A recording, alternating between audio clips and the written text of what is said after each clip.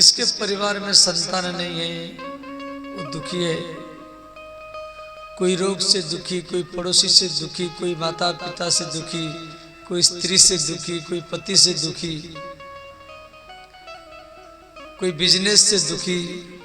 परंतु जिसका मन भगवान में है, भागवत में है, वही सुखी है, वरना सब दुखी दुखी है।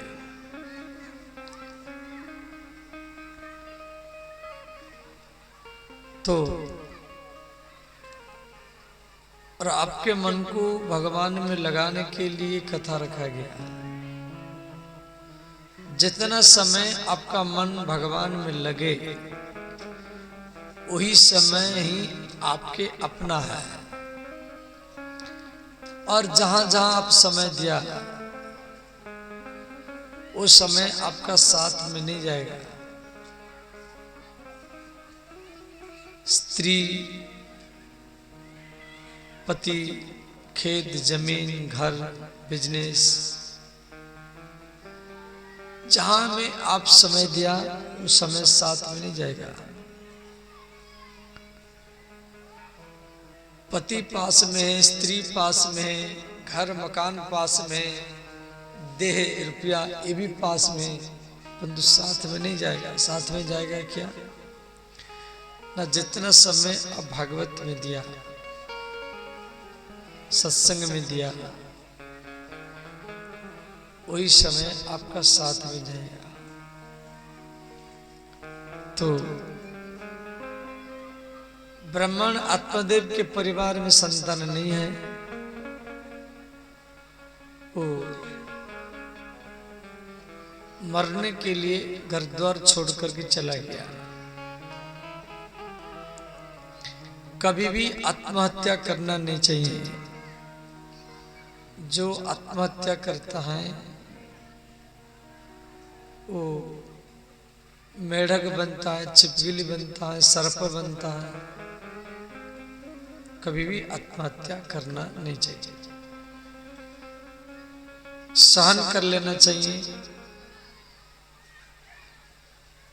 यदि बार बार कोई कष्ट परेशानी आपके ऊपर आ रहा है तो वृंदावन अयोध्या चले जाएं, परंतु कभी आत्महत्या, जहर पी लेना, रेल लाइन में सो जाना, डीजल पेट्रोल डाल करके आग लगा देना, ऐसा कर्म कभी करना नहीं चाहिए।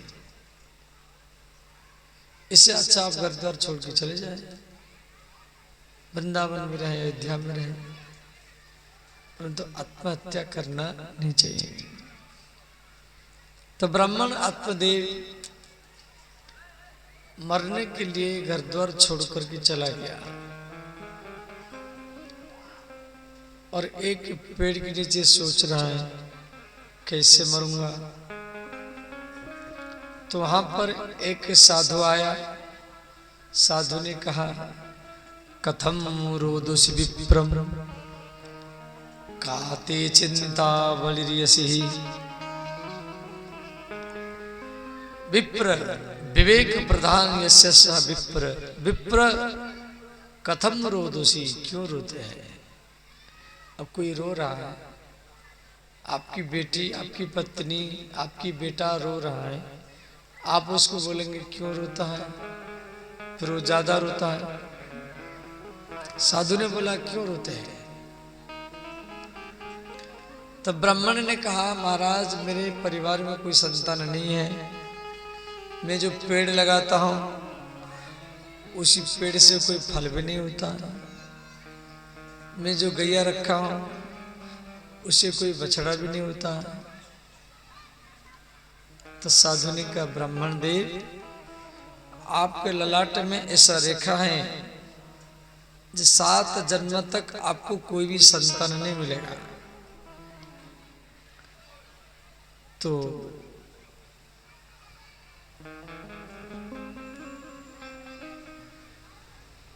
ब्राह्मण आत्मदेव ने कहा 7 जन्म तक संतान नहीं मिलेगा तो मैं आपके सामने आत्महत्या करूंगा। ब्राह्मण सोचा मेरे सामने आत्महत्या करेगा साधु ने सोचा मेरे सामने आत्महत्या करेगा तो मुझे पाप लगेगा। तो साधु ने क्या किया, एक फल अभिमंत्रित करके ब्राह्मण को कहा, ये फल ले जाओ और अपनी पत्नी को खिला देना।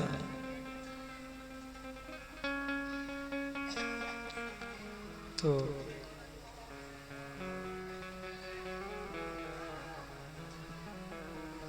ब्राह्मण वो फल को लेकर के आया और अपनी पत्नी के हाथ में दिया और कहा, इसको खा लेना, इससे संतान होगा।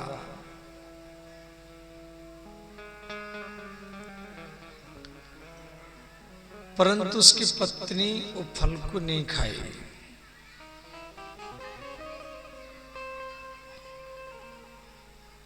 ब्राह्मण तो चला गया बाहर में।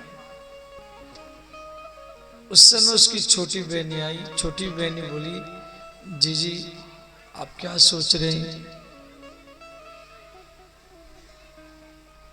तो धुंधुली बोली, तेरे जीजाजी के फल लाए और कह रहे खाने के लिए, फल को खाऊंगी तो गर्भ रहेगा, गर्भ टेढ़ा मेढ़ा हो गया तो मैं मर जाऊंगी।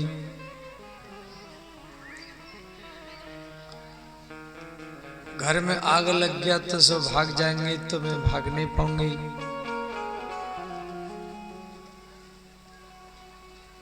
उठने में बैठने में परेशानी होगा।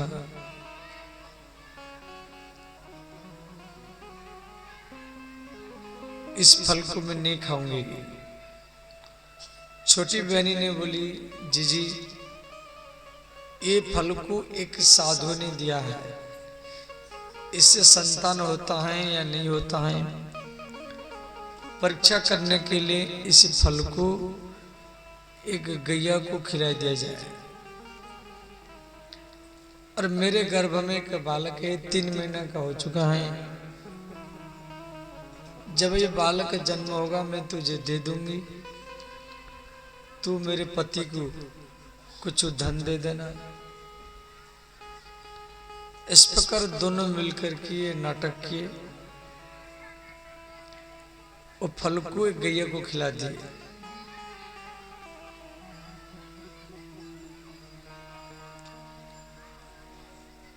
अब धुंधुली अपनी पति को भी बोल दिया, जब मैं फल खा लिया हूं। वो फल नहीं खाई, वो गैया को खिला दी। और पेट में कपड़ा वगैरह बांध करके वो समाज में रहा। समाज सोचा ये गर्भवती है। कुछ महीने के बाद में उसकी छोटी बहनी से एक बालक हुआ। तो उसकी छोटी बहनी रात रात में वो बालक को धुंधुली को दिया। गांव में ये बात फैल गया, जो आत्मदेव की पत्नी धुंधुली एक बालक जन्म दिया है। तो ठीक 3 महीने के बाद जिस गैया को फल खवाई थी, वो गैया से एक बालक जन्म लिया। जैसे आपके ननकार में, जयरामपुर में मान लो कोई गैया बालक जन्म दे, तो अगल बगल में जितना गांव है, कुरचका हो या भमरपुर हो, महंतस्थान, मरवा, नारायणपुर, बीरबन्ना, अगल बगल में जितना गांव है, तिलगी, वो सब गांव के लोग ननकार में आकर के इकट्ठा हो जाएंगे। भाई ननकार में एक गैया एक बालक जन्म दिया है, देखने के लिए भीड़ होगा। यहाँ तो भीड़ इकट्ठा हो जाएगा। बड़े बड़ी पत्रकार आएंगे, मेला लग जाएगा।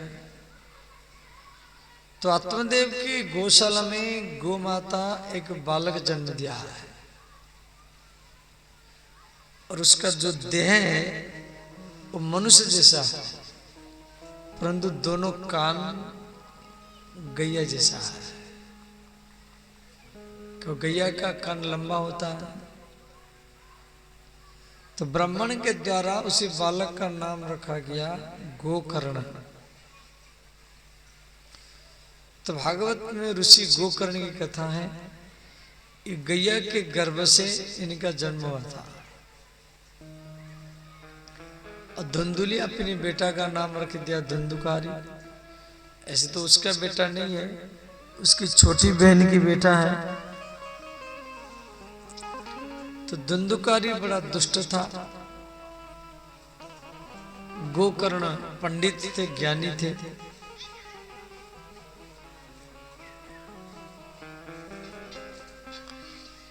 तो धुंधुकारी इतना दुष्ट था, रात में किसी घर में जाकर के आग लगा देता था। जैसे रात में लोग सोए हुए हैं, ये जाकर के आग लगा देता था। छोटे छोटे बच्चों को लेकर के कुआं में डाल देता था। इतना ये दुष्ट था।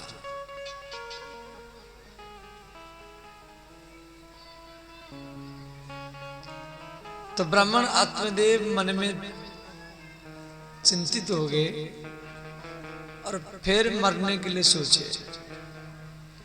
पहले संतान नहीं हुआ था तो मरने के लिए गया था। अब संतान क्यों हुआ इसलिए मर रहा है। क्यों? ये दुष्ट पुत्र है कि जब से जन्म लिया तब से घर में अशांति, लड़ाई झगड़ा है। देखो, कभी कभी आप लोग मंदिर में जाते हैं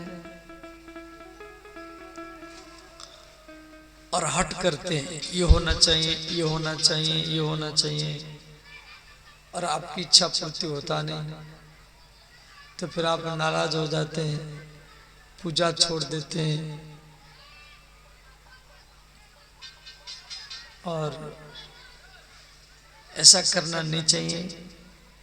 कुछ लोग तो गाली दे देते भगवान को, जितना पूजा किया मेरा इच्छा पूर्ति नहीं हुआ। आपकी इच्छा इसीलिए पूर्ति नहीं हो रहा है, आपकी इच्छा पूर्ति के बाद में आपके ऊपर ज्यादा संकट आएगा, ज्यादा दुख आएगा। इसी कारण आपकी इच्छा पूर्ति नहीं होता है। समझ गए? प्राय 90% लोग, माने 90% लोग पूजा तो करते हैं, परंतु भगवान के सामने अपना इच्छा रखते हैं।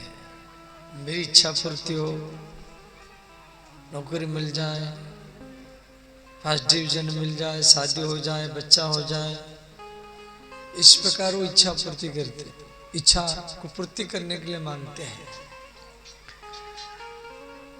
देखो, आपकी इच्छा पूर्ति कैसे होगा? आप अब की बार भगवान के सामने जाकर के पूजा करना, प्रणाम करते समय भगवान को सीधा ये बोलना, जब मेरी इच्छा पूर्ति मत कीजिए, हमारी इच्छा पूर्ति मत कीजिए, आपकी जो इच्छा है हमसे करवा लीजिए। ये भाव रख करके प्रणाम करना। देखो, ये मन हर क्षण क्षण में चेंज होता रहता है। ये करूंगा, वो करूंगा, वो करूंगा, वो करूंगा, हरदम मन चेंज होता रहता है। इसलिए भगवान को ये बोलना है, जो हमारी इच्छा मत करिए, आपकी जो इच्छा है हमसे करवा लीजिए।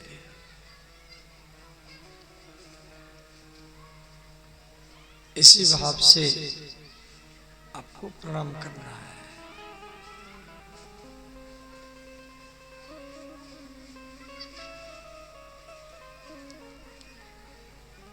तो श्री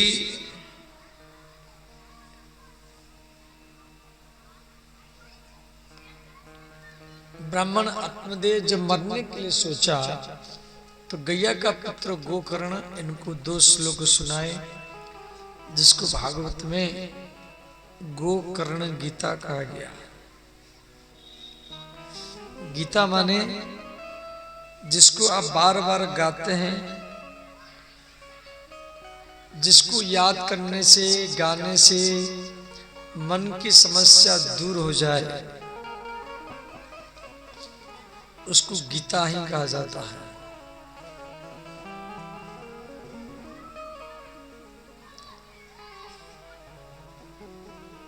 तो ये 2 श्लोक हैं, इसका नाम है गोकर्ण गीता। पहला श्लोक,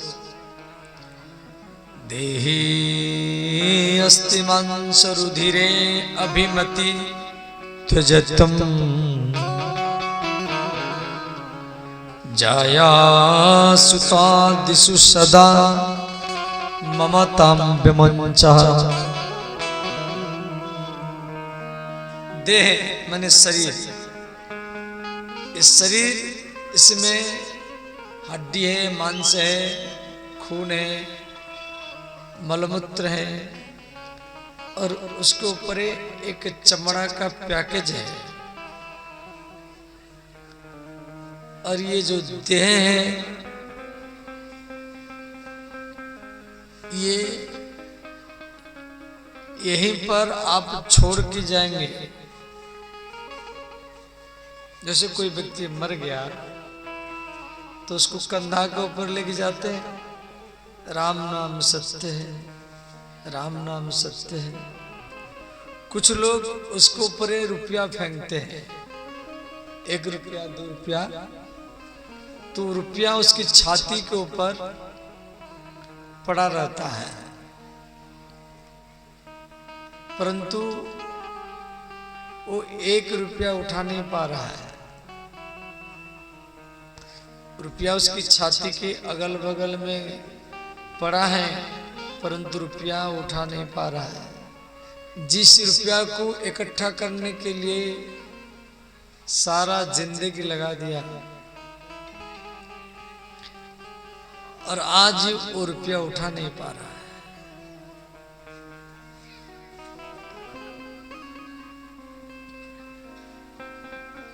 उसके शरीर को यदि जलाएंगे, यदि देह को जला दिया जाएगा तो ये राख बनेगा, भस्म बनेगा।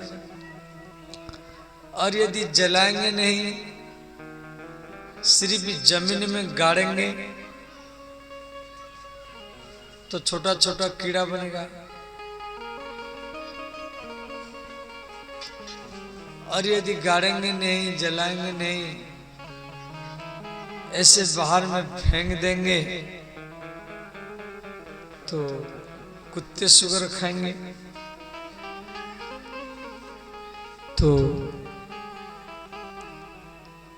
अंत में मलमूत्र बन जाएगा।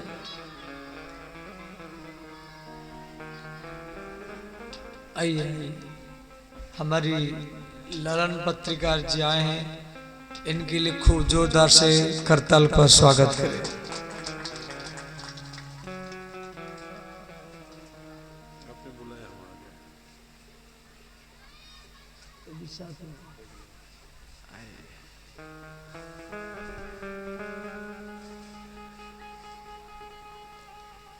तो बैठिए।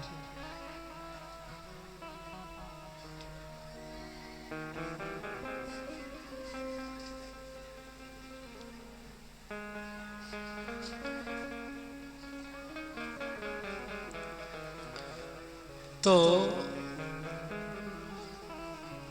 हमारी ललन पत्रिकार जी ये सैदपुर के हैं, इतना दूर से आए ठंडी में। आज ठंडी ज्यादा है। अच्छा, इतना ठंडी में सैदपुर यहाँ से 30-40 किलोमीटर होगा, उतना दूर से आए हैं।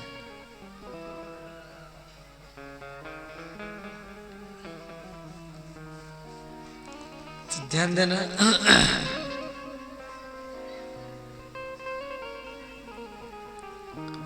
तो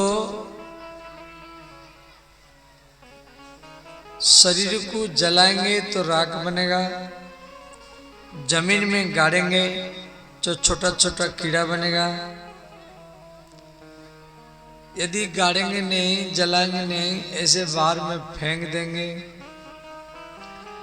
तो कुत्ते सुगर खाएंगे तो उनका मलमूत्र बन जाएगा। नदी में फेंक देंगे तो कछुआ मछली खाएंगे।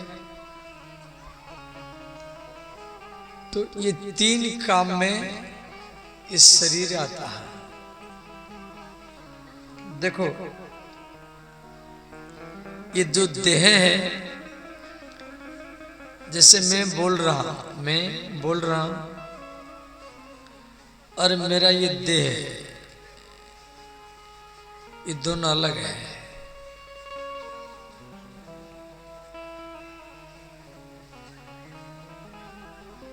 बोलने वाला इसी शरीर को, इसी शरीर में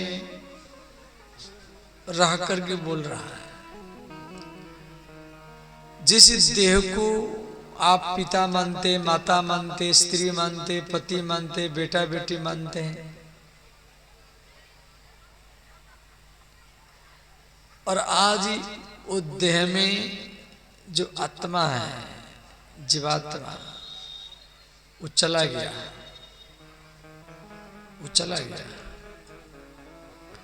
तो जिसको आप माता पिता, दादा दादी या पति पत्नी मानते थे, वो देह आपके घर में है।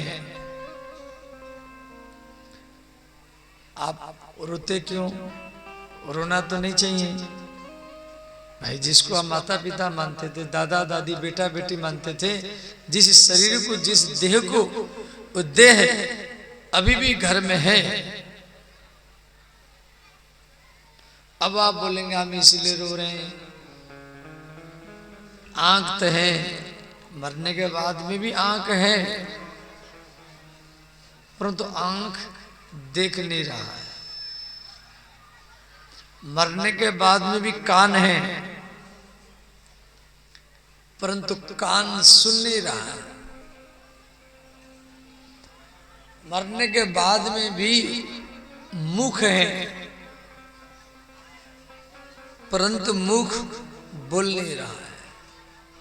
हाथ भी है, हाथ हिल नहीं रहा है। पैर भी है, पैर चल नहीं रहा है।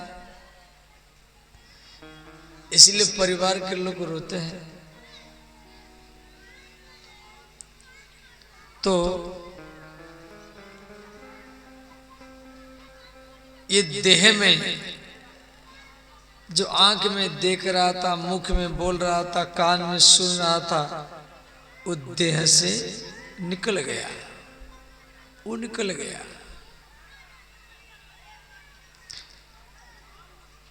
और वो हवा जैसा है,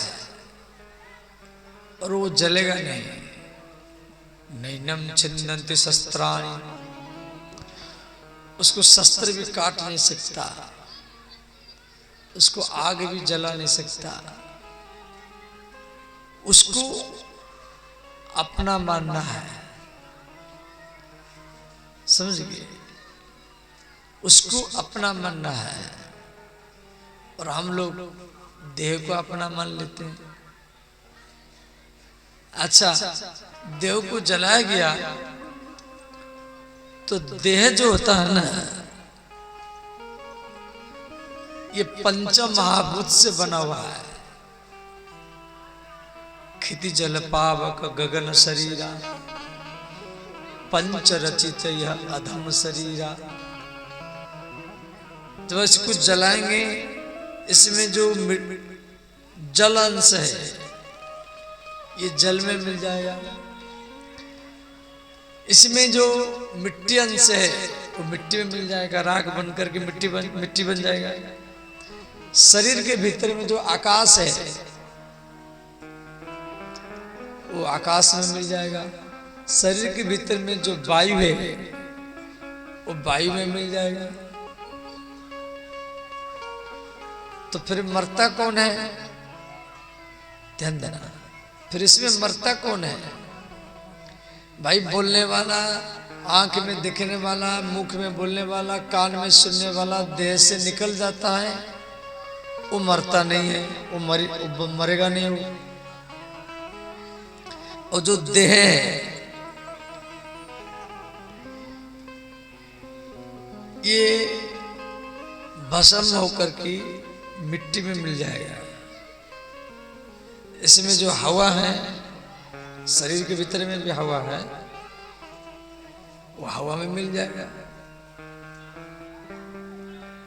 शरीर के भीतर में जल भी है, इसमें जल भी है, शरीर में खून है, सब जल है, वो जल में मिल जाएगा। जलाएंगे तो भाप बन करके वो बाष्प बन जाएगा। तो फिर मरता कौन है? आपकी आसक्ति,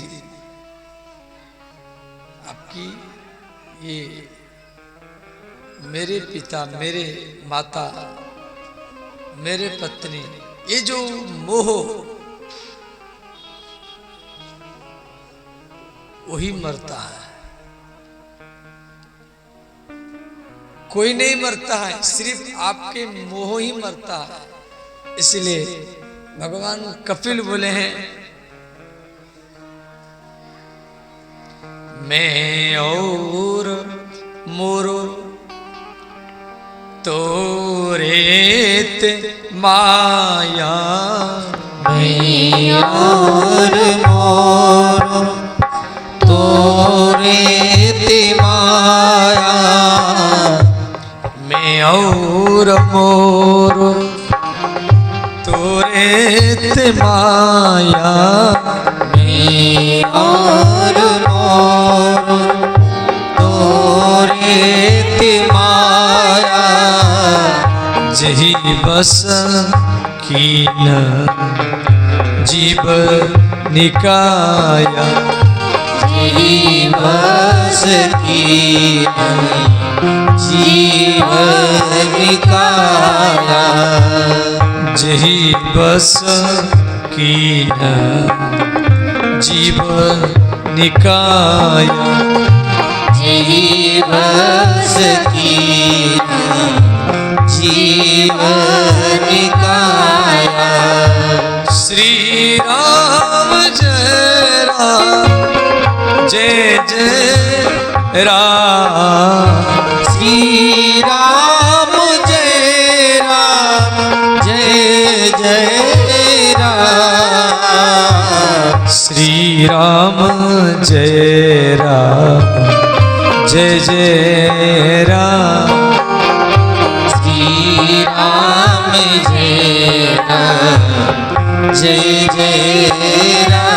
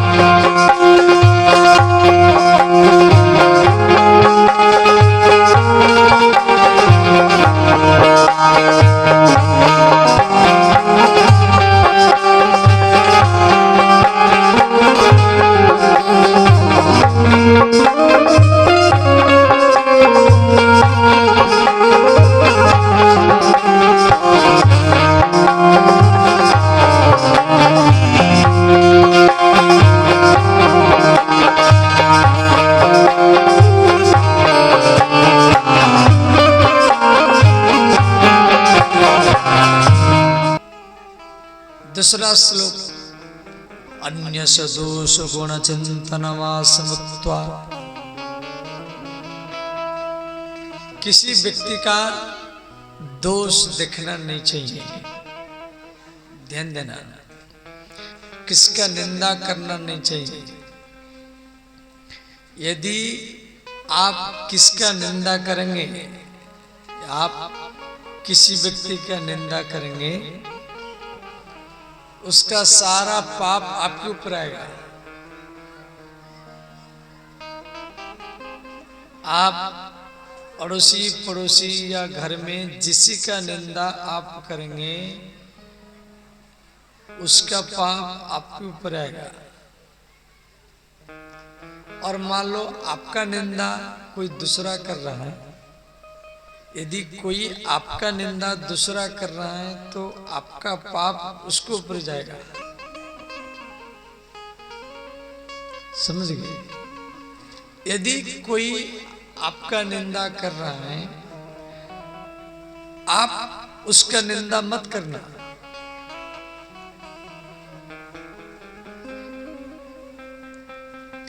जो आपका निंदा करता है, जो आपका विरोध करता है, उसके प्रति मधुर व्यवहार करना, उसको मीठा बोलना,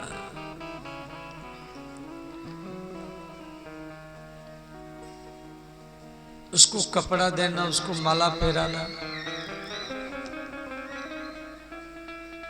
उसको निंदा करने का तनख्वाह भी देना, रुपया भी देना। क्यों? वो आपका निंदा कर रहा है, बुराई कर रहा है, क्यों? आपके सारा पाप को अपने ऊपर ले रहा है। जैसे कोई स्त्री बालक जन्म देती है तो साबुन से साफ करती है, परंतु कोई आपका निंदा कर रहा है, वो आपके सारा पाप जीभ में चाट चाट करके साफ कर देता है।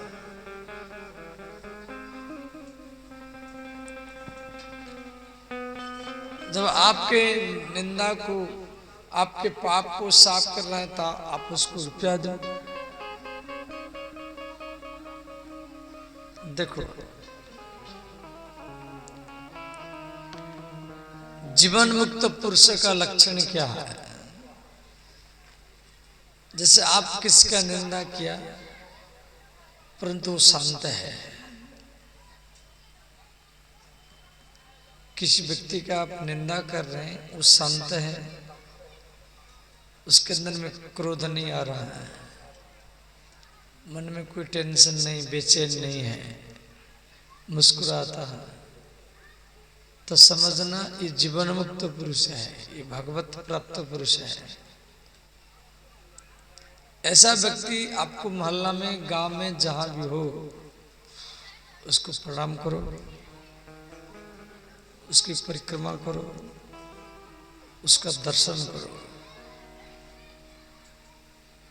आप वृंदावन अयोध्या दर्शन करके आएंगे, जो लाभ मिलेगा वही लाभ आपको गांव में मिल जाएगा।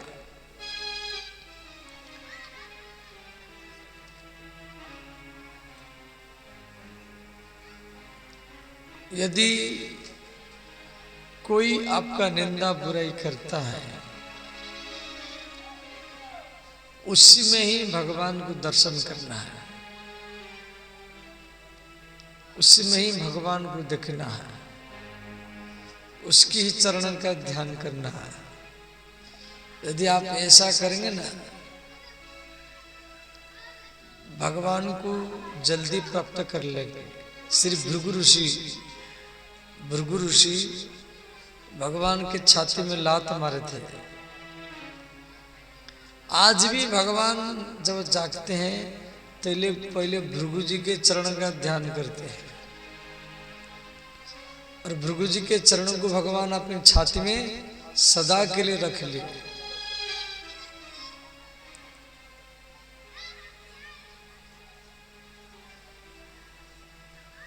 भगवान की छाती में भृगु जी के चरण चिन्ह है।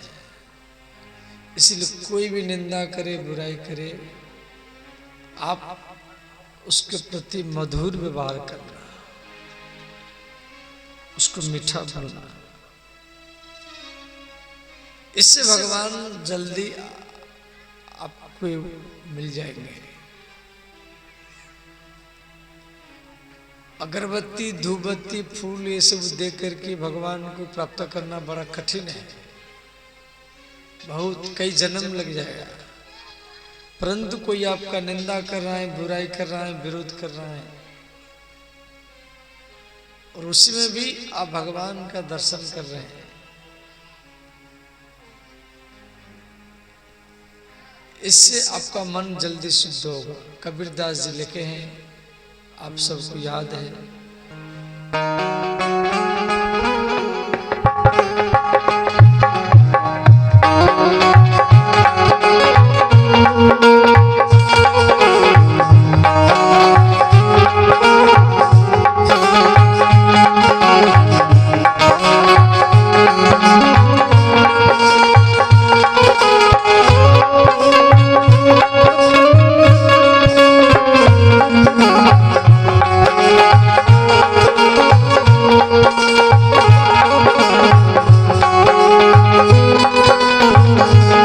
सब दोनों हाथ ऊपर उठाइए, हर हर महादेव।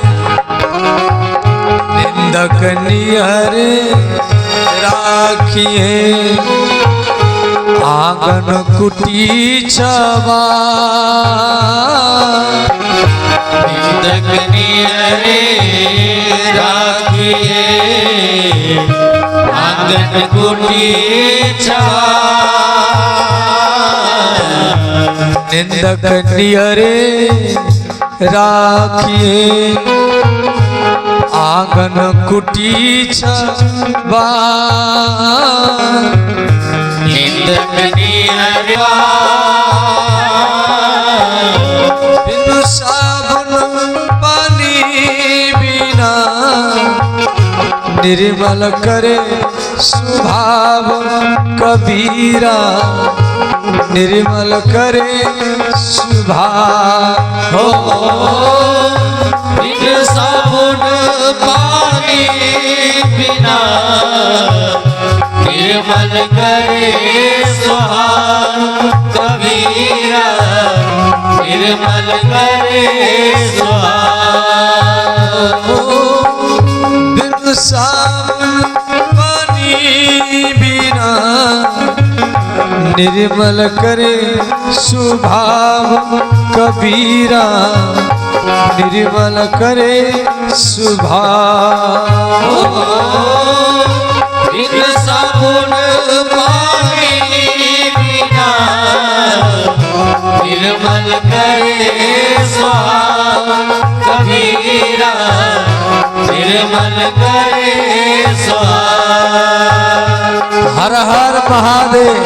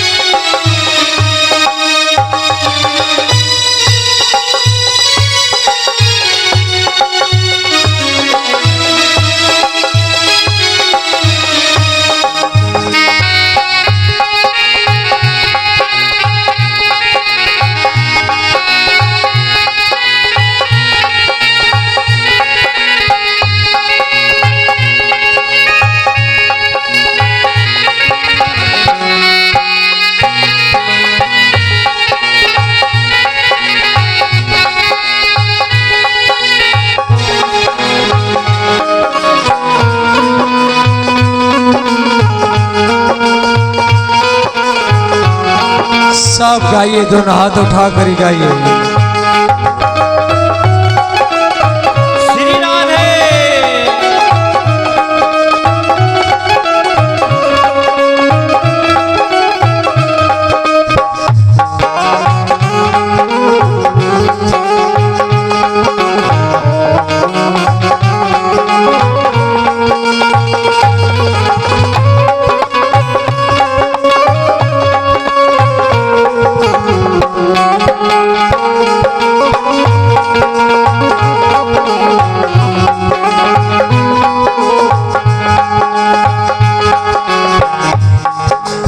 भावना में भाव न हो तो भावना बेकार। भावना में भावना हो तो भावना बेकार। भावना में भाव न हो तो भावना बेकार। भावना में भावना हो तो भावना बेकार।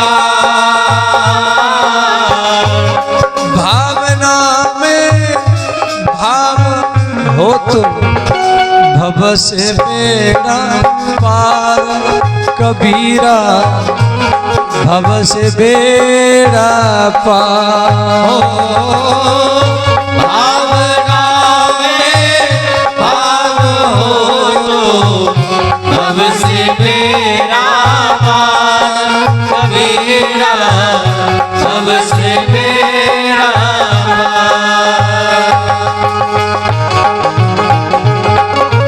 हरि बोल।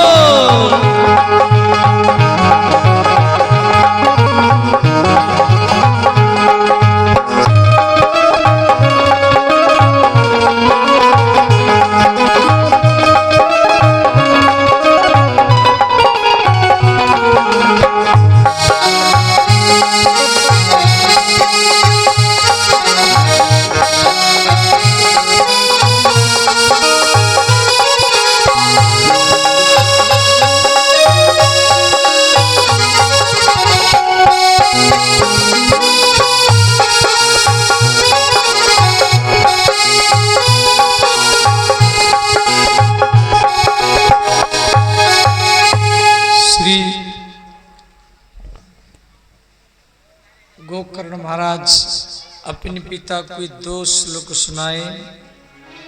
ब्राह्मण आत्मदेव को वैराग्य हुआ, वो घर द्वार छोड़ के चले गए। चित्रकूट में भागवत पाठ करते हुए भगवत धाम को प्राप्त हुए।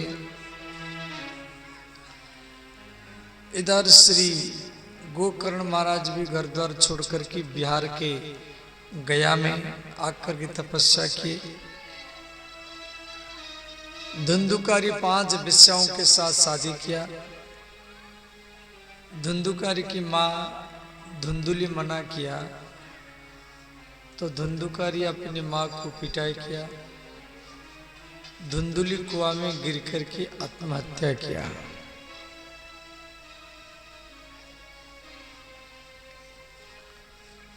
अंत में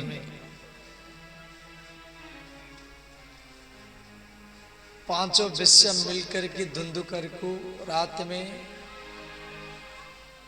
तड़पा तड़पा करके उसको मार दिए और उसके शरीर को, देह को जमीन में गाड़ दिए। वो भूत बन गया। जो संपत्ति था 5 वेश्या लूट करके ले गए। गोकर्ण महाराज को जब मालूम पड़ा जब मेरे भाई को 5 वेश्या मार दिए, तो गोकर्ण महाराज गया में अपने भाई की सदगति के लिए पिंडदान किए। तो जननी जन्मभूमि स्वर्गादपि गिरियसी, जन्मभूमि जननी ये स्वर्ग से भी महान है। तो श्री गोकर्ण महाराज अपनी जन्मभूमि घूमने के लिए गए।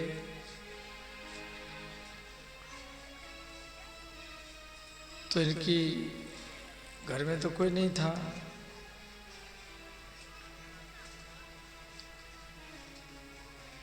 तो खाट लगा करके घर में लेट गए। तो रात में वो भूत, वो प्रेत, कई भैंसा का रूप में, कई गधा के रूप में, कई बकरा के रूप में इनको भयभीत किया। परंतु ये भयभीत नहीं हुए। क्यों? जो दूसरे को कभी भय नहीं दिया उसको किसी से भय लगता नहीं है। जो दूसरे को भय देता है उसको भी दूसरे से भय लगता है।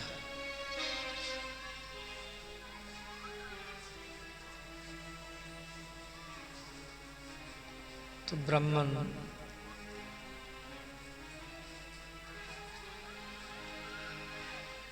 गोकर्ण महाराज देखे ये कोई भूत है, बोल नहीं पा रहा है, थोड़ा सा जल लेकर के अभिमंत्रित करके छीटे, वो प्रेत बोलने लगा। श्री प्रेतोवाच अहं भ्राता तुद्यस्मि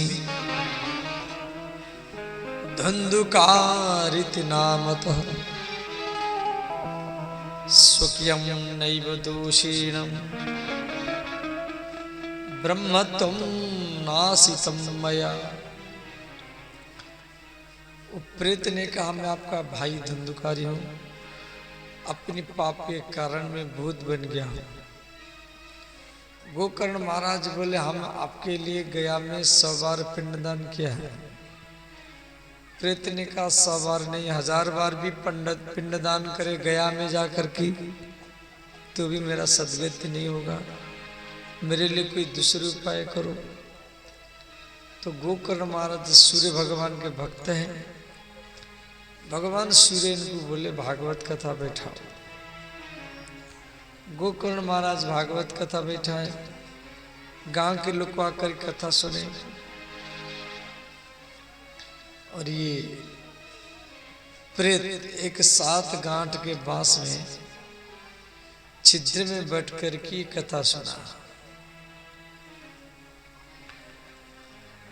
अंत में 7 दिन में 7 गांठ को भेदन करके ये सामने प्रकट हुआ। उसको लेने के लिए वैकुंठ से एक विमान आया। विमान में ये बैठे तो विमान को जो लाए थे उनको गोकर्ण महाराज बोले जी भाई कथा तो सब सुना है, आप सबके लिए विमान क्यों नहीं लाया? तो भगवान के सेवक को बोले कथा तो सब सुना है, परंतु ये जो प्रेत है ये भूखे प्यास में कथा सुना है और सुनने के बाद में उसको मनन करता था। और ये सब सुन करके घर को तो जाते थे और घर में भूल जाते थे, इसीलिए इसको ज्यादा लाभ मिला कि कथा सुनने के बाद में ये मनन करता था। तो अब दूसरी बार कथा बैठा तो गोकर्ण महाराज दूसरी बार कथा बैठाए और गांव के लोग आकर कथा सुने। तो अंतिम दिन उसी भागवत पंडाल में भगवान कृष्ण प्रकट हुए। बोले श्री कृष्णचंद्र भगवान की जय, श्री गोकर्ण महाराज की जय, श्रीमद् भागवत महापुराण की जय। जिस प्रकार अयोध्यावासी राम जी के साथ में गए थे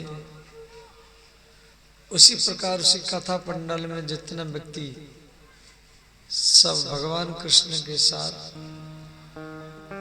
भगवत धाम को प्राप्त हुए। देखो कथा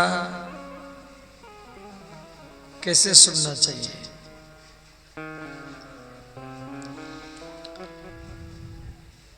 कथा सुनते समय में सुनने वाला के भीतर में श्रद्धा होना चाहिए और बोलने वाला का भीतर में विश्वास होना चाहिए।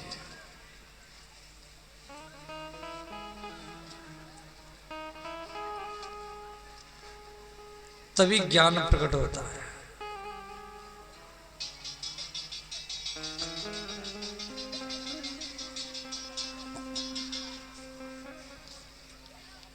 कथा में निमंत्रण पत्र भी देना चाहिए, जी हाँ कथा होगी और आप यहाँ आकर कथा श्रवण करें। यदि पूरा 9 दिन कथा सुनने का समय नहीं है, तो एक दिन या करी कथा सुने। यदि एक दिन भी समय नहीं है तो क्षण अत्रैव सुदुर्लभा, इधर उधर घूमते हुए एक क्षण, एक मिनट, एक सेकंड आप आकर की कथा पंडाल में बैठ जाए, वही सेकंड वही मिनट आपको भगवान से मिला देगा। और कथा में आपका मन भगवान में रहना चाहिए। भागवत में कोई बैठ नहीं सकता तो खड़े होकर के सुने, चौकी में बैठ कर के सुने,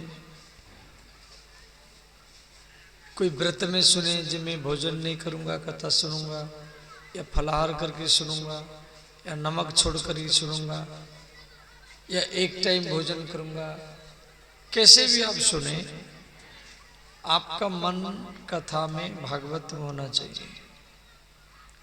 अब कोई सोचेगा जब हम दिन भर भूखे रहेंगे, कथा के बाद में भोजन करेंगे, तो कथा सुनते समय में आपको भूख लग रहा है, जी बाबा जल्दी कथा बंद करें हम जाके भोजन करें, तो फिर आपको कथा का लाभ नहीं मिलेगा। तो दोनों टाइम रोटी खाओ चावल खाओ कैसे भी रहो, आपका मन भागवत में होना चाहिए, ये मुख्य बात है।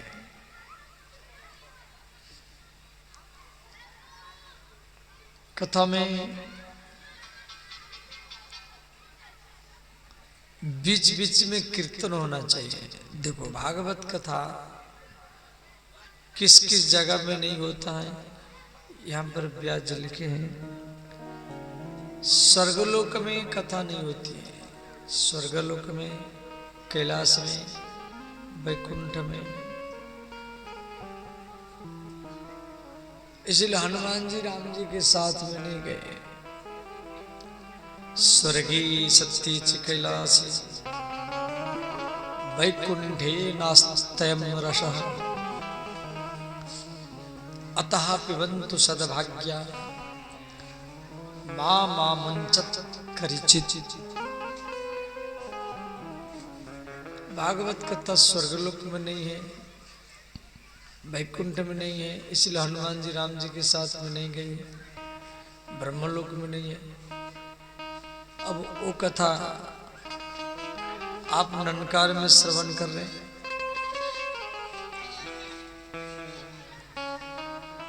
तो इसलिए ये ननकार भी स्वर्ग से वैकुंठ से महान है।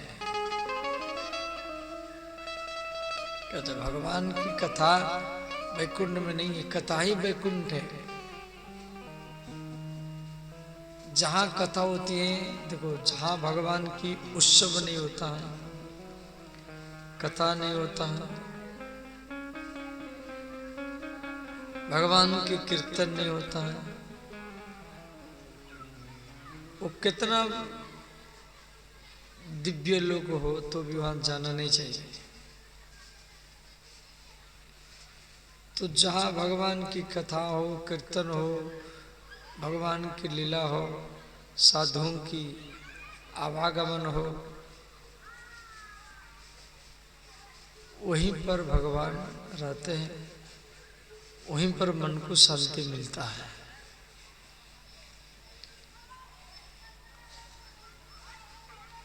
लाखों करोड़ों व्यक्ति है, बाजार में तो भी तो लोग है, बाजार में भी लोग हैं, दिल्ली के बाजार में, कलकत्ता के बाजार में तो भी लोग हैं, लाखों लाखों व्यक्ति घूम रहे, मोटरसाइकिल गाड़ी, और तो भगवान की कथा नहीं हो रहा है, भगवान की पूजा पाठ, भगवान का नाम संकीर्तन लीला नहीं हो रहा। तो इसीलिए वैकुंठ लोक होने पर भी वहां जाना नहीं चाहिए। ये बात को यहाँ भागवत में कहा जा रहा है, इसलिए हनुमान जी ने गए।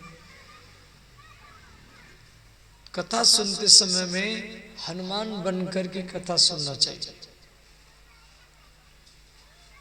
हनुमान बनकर की तब कथा सुनने का 100% लाभ आपको मिलेगा। ऐसे भी मिलेगा पर कम मिलेगा।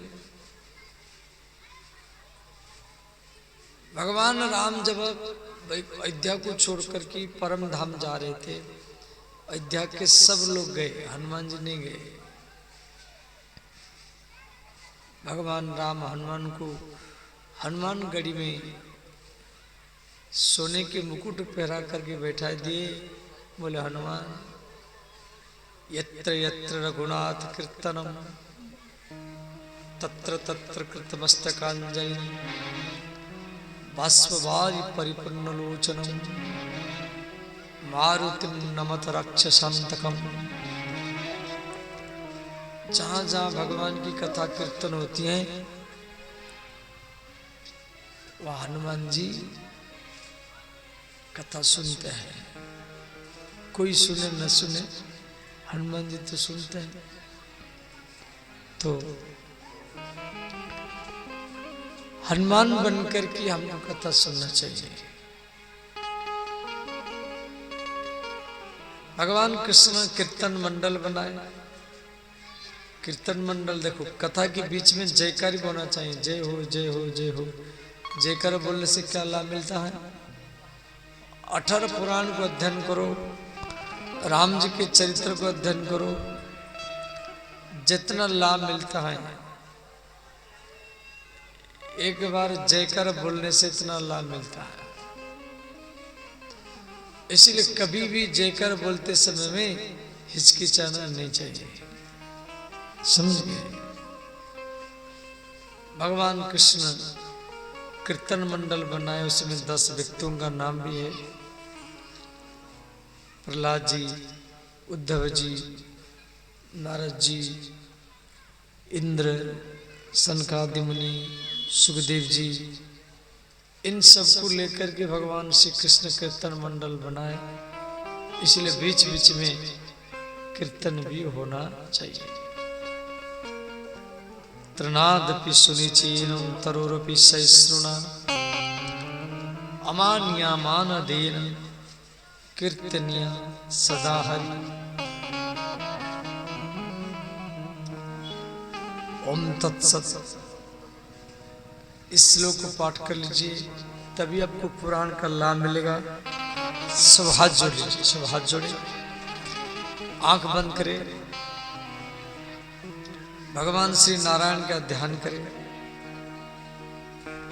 इनके 4 हाथ हैं, मुकुट कुंडल है, शंख चक्र गदा पद्म। इस प्रकार आंख बंद करके ध्यान करें।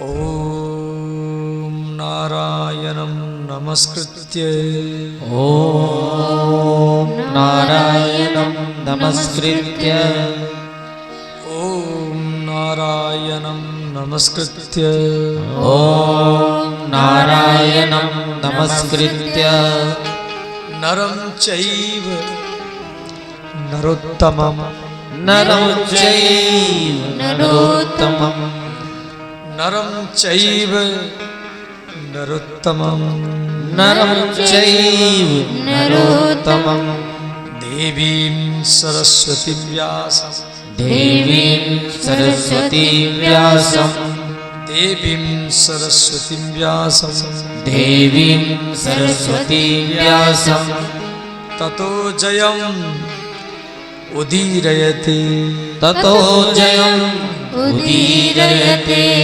ततो जयम् उदीरयते ततो जयम् उदीरयते। ओम नमो भगवते वासुदेवाय ओम नमो भगवते वासुदेवाय ओम नमो भगवते वासुदेवाय ओम नमो भगवते वासुदेवाय। सवा खोले। इस श्लोक का अर्थ है भगवान नर नारायण और माता सरस्वती को, भगवान व्यास जी को प्रणाम करके भागवत कथा श्रवण करना चाहिए।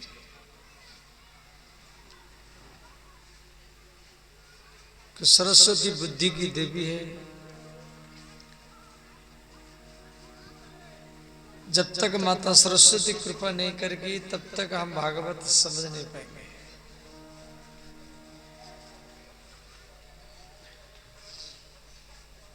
ओम तत्सत जन्मादस्य यतः अन्य आदि इतरतः चार्थे सा विज्ञम सुराट।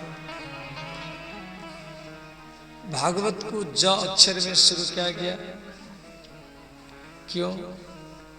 ज को दग्ध वर्ण कहा गया।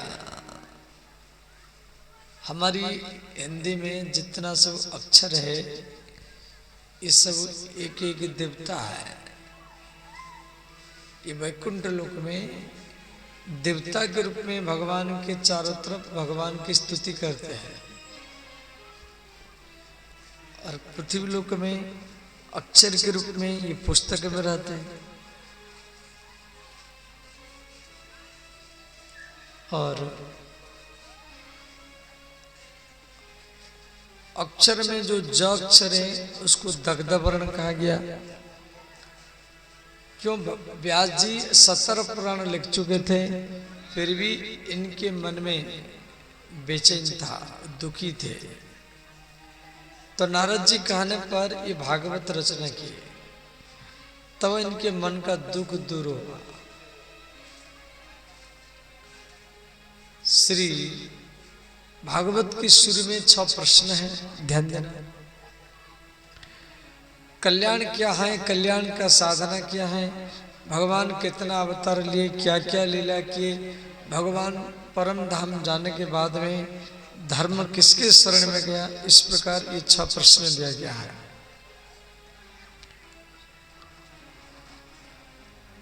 भगवान कितना अवतार लिए। भागवत में इसको जो इको होता है ना, इसको थोड़ा बंद करो है, जो बार बार इको आता है, मैं इसलिए दवाई की धीरे धीरे बोलता हूँ।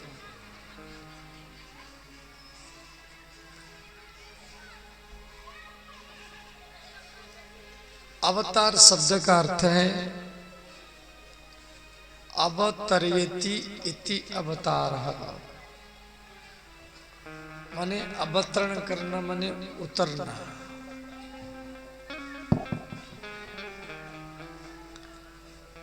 तो भागवत में 24 अवतारी कथा है, आप ध्यान देना।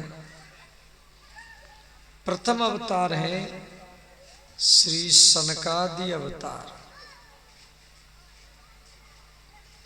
जब ब्रह्मांड में कोई भी स्त्री नहीं थी तब ब्रह्मा जी अपने मन से ये 4 पुत्रों को जन्म दिए। इनको सनकादि के रूप में हम लोग मानते हैं। सनक, सनंदन, सनातन, सनत कुमार।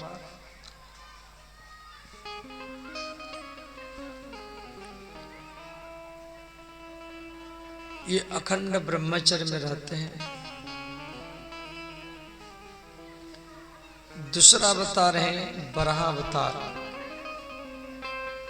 बराह अवतार ये नेपाल में हुआ।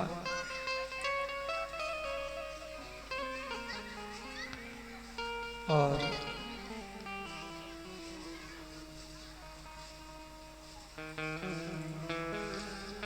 बराह भगवान, इनकी कथा भागवत की 3रे स्कंद में है। तीसरा अवतार है नारद अवतार। नारद जी को भी भागवत में भगवान का अवतार माना गया है। नारद माने जो समाज को भक्ति, ज्ञान, वैराग्य दे, उसको नारद कहा जाता है। चौथा अवतार है श्री बद्रीनारायण अवतार। बोले श्री बद्रीनारायण भगवान की जय। पांचवा है कपिल भगवान। आज भी गंगा सागर में मकर संक्रांति को मेला लगता है, तो वहां भगवान कपिल तपस्या कर रहे हैं समुद्र में। इन्हीं की कथा भागवत की तीसरे स्कंद में है। चौथा अवतार है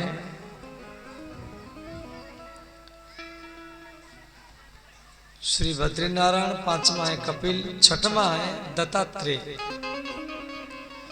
सती अनुसुईया के पुत्र के रूप में दत्तात्रेय भगवान जन्म लिए थे। इनके 3 मस्तक हैं। स्वयं भगवान ब्रह्मा विष्णु शिव इनके पुत्र बने थे।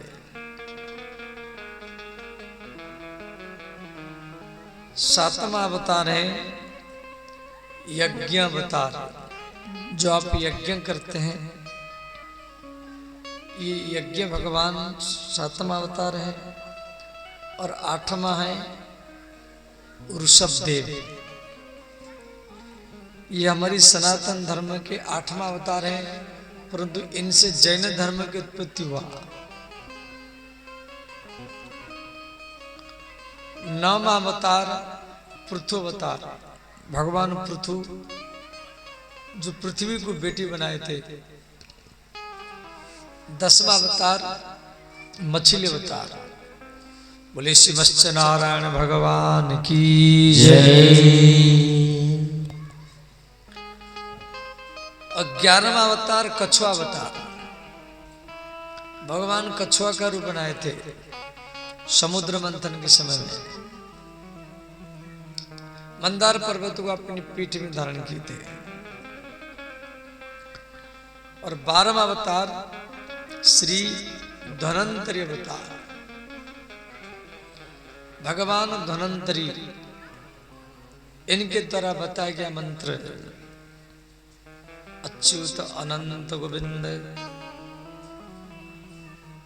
ये तीनों नाम एक साथ में लेने से नश्यन्ति सकलो रोगाः।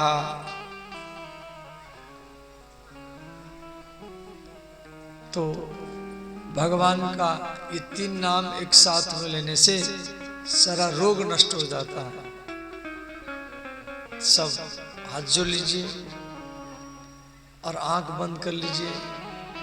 इस मंत्र को पाठ कर लीजिए। ओम अच्युताय नमः। ओम अच्युताय नमः। ओम अनंताय नमः। ओम अनंताय नमः। ओम गोविंदाय नमः। ओम गोविंदाय नमः। ओम अच्युताय नमः। ओम अच्युताय नमः। ओम अनंताय नमः। ओम अनंताय नमः। ओम गोविंदाय नमः। ओम गोविंदाय नमः। ओम अच्युताय नमः। ओम अच्युताय नमः। ओम अनंताय नमः। ओम अनंताय नमः।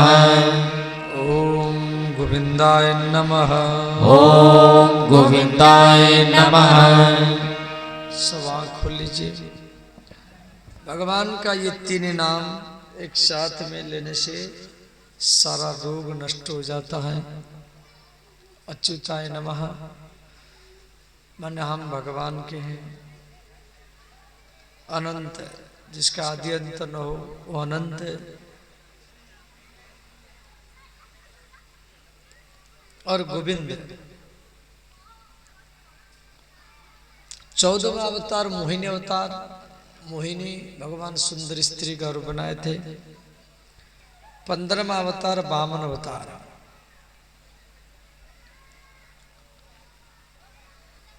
16वां अवतार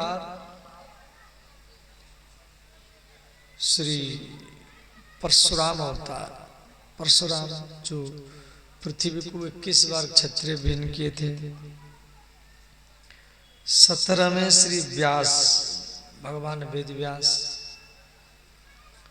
जो भागवत लिखे, ये भी भगवान का अवतार है। और 18 में श्री राम अवतार जो अयोध्या में हुआ, 19 में बलराम। हमारी सनातन धर्म में 3 राम हैं, एक है परशुराम, दूसरे में राम, तीसरे में बलराम। ये तीनों भगवान का अवतार है। और 20 में कृष्ण अवतार जो वृंदावन में हुआ, 21 में बुद्ध अवतार, भारत नेपाल के बीच में भगवान बुद्ध का अवतार हुआ। संघम शरणम गच्छामि, बुद्धम शरणम गच्छामि, कर्म ही ईश्वर है, कर्म ही राम है, कर्म ही शिव है। 22वां अवतार कल के अवतार अभी नहीं हुआ है, आगे होगा। संबल ग्राम में, संबल ग्राम उत्तर प्रदेश में है, संबल ग्राम में विष्णु यश नामक एक ब्राह्मण होगा। उसकी पत्नी के नाम है सुनीति। विष्णु यश ब्राह्मण के पत्नी सुनीति के 4 पुत्र होंगे। सबसे जो छोटा पुत्र वो कलिग भगवान कहलाया। और कलिग भगवान की विवाह पद्मावती नाम की एक स्त्री के साथ होगा। ये पद्मावती लक्ष्मी का अवतार है। बोले श्री कलिग नारायण भगवान की जय। ऐसा हमारी भागवत में दिया गया है। तो 23वां अवतार है हंस अवतार। 24वां अवतार है हयग्रीव अवतार। तो ये 24 अवतार की कथा आप लोग भागवत में सुनेंगे। अब तो केवल मैं नाम गिनाया, ऐसे तो असंख्य अवतार है, परंतु मुख्य 24 अवतार क्यों? देखो गायत्री में 24 अक्षर है। ओम भूर्भुवस्वः तत्सवितुर्वरेण्यं भर्गो देवस्य धीमहि धियो यो नः प्रचोदयात्। ओम भूर्भुवस्वः ये व्याहुति है।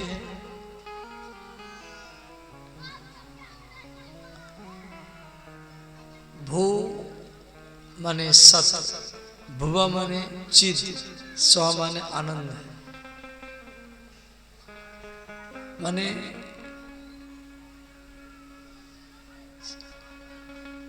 सवितुर देवस्य। सवित तो माने सूर्य, माने प्रकाश के प्रकाश।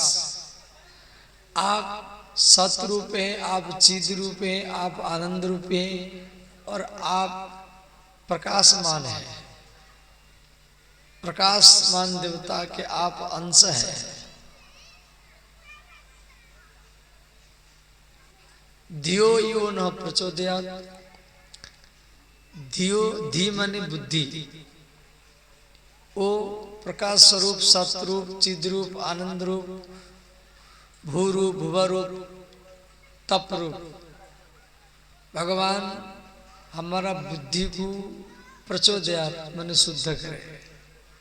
धियो यो नः, नः माने हमारा, प्रचोदयात् शुद्ध करे। देखो बुद्धि शुद्ध होना यही सबसे बड़ा भगवान की कृपा है। जब बुद्धि शुद्ध हो जाएगा तो आपको सारा ब्रह्मांड में भगवान दिखाई देगा।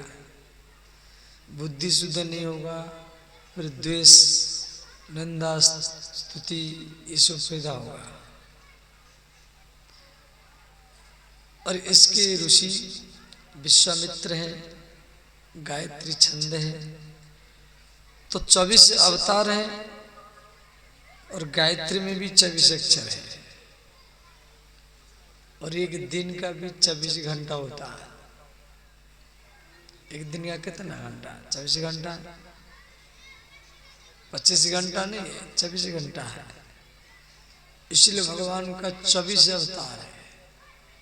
तो भागवत में इसी कारण 24 अवतार की कथा दिया गया। ऐसे भगवान की अनगिनत अवतार, करोड़ों अवतार है, पर मुख्य 24 है। तो अवतार जब अवतरण, जब धर्म की पतन हो, यदा यदा हि धर्मस्य ग्लानिर्भवति भारत अभ्युत्थानम् अधर्मस्य तदात्मना सृजाम्यहम्। जब जब होई धर्म की हानि, बाढ़े असुर धम अभिमानी। सिया राम जय जय राम, सिया राम जय जय राम। तब तब प्रभु धरि विविध शरीरा, हरहि कृपा निधि सजन जन पीरा। सिया राम जय जय राम, सिया राम जय जय राम। सब गाइए, दोनों हाथ उठा कर गाइए।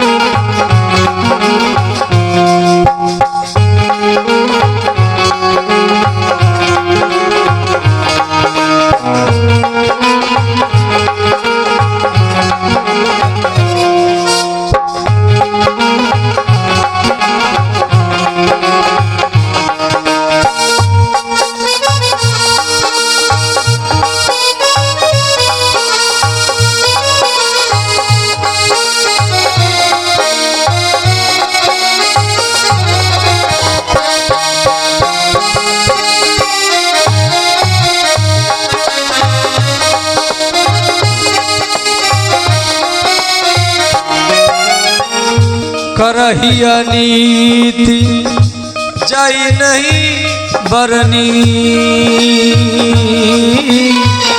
सीधही विप्रधेनु सुरधरनी।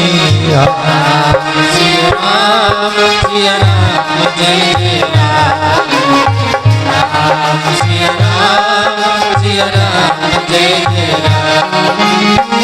मंगल भवन अमंगल हारी,